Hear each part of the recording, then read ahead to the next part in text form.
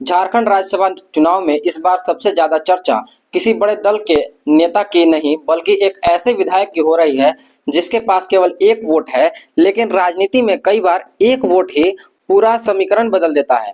हम बात कर रहे हैं जयराम महतो की। आखिर क्यों राज्यसभा चुनाव में जयराम महतो का नाम लगातार चर्चा में है और उनके एक फैसले से किसे फायदा और किसे नुकसान हो सकता है, आइए समझते हैं। आदाब, जय भीम, जोहार। मैं हूं एमडी हसनैन नवाज और आप देख रहे हैं न्याय संवाद 2.0।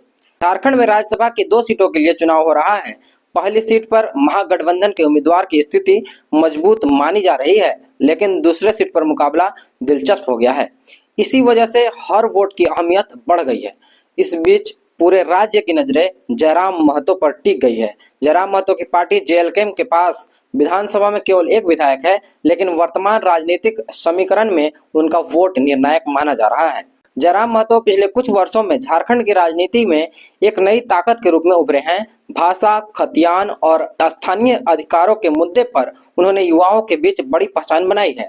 2024 विधानसभा चुनाव में उनकी पार्टी ने कई सीटों पर प्रभाव डाला और खुद जयराम महतो विधायक बनकर विधानसभा पहुंचे। राज्यसभा चुनाव के दौरान सबसे बड़ा सवाल यही था कि जयराम महतो किसका समर्थन करेंगे।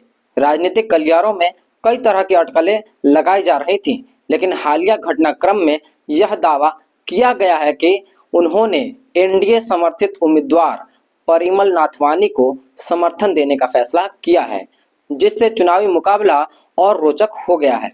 सबसे एक्सक्लूसिव मैं आप लोगों को ये जानकारी दे रहा हूं कि जयराम महतो एनडीए के समर्थित उम्मीदवार परिमल नाथवानी को समर्थन देने का फैसला किया उन्होंने।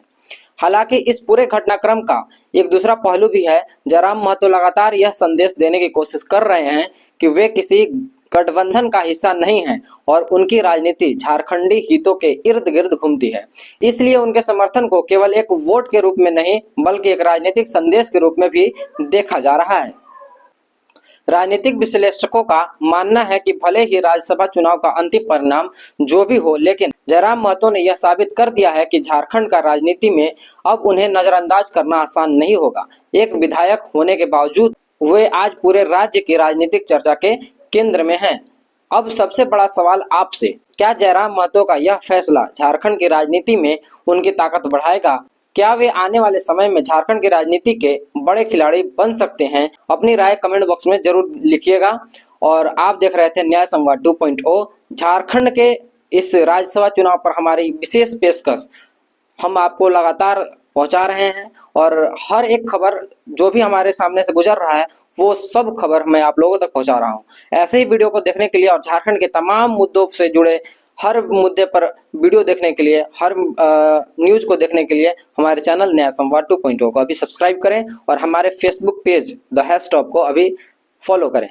तो मैं था एमडी हसनैन नवाज और आप देख रहे थे न्याय संवाद। धन्यवाद।